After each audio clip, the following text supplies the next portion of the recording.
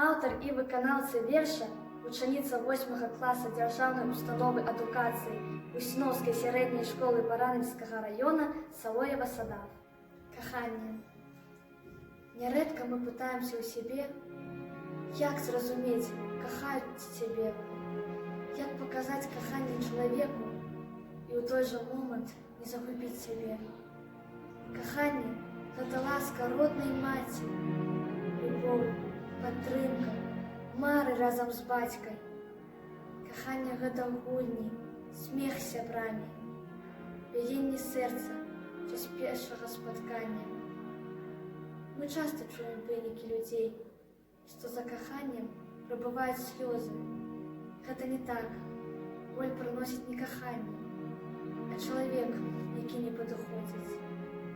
Кахаць не значыць гаварыць аб гэтым. Не трэба, каб аб гэтым ведалі ўсе. А значыць, быць заўсёды разам, заўсёды быць шчытом у цяжкі дзень.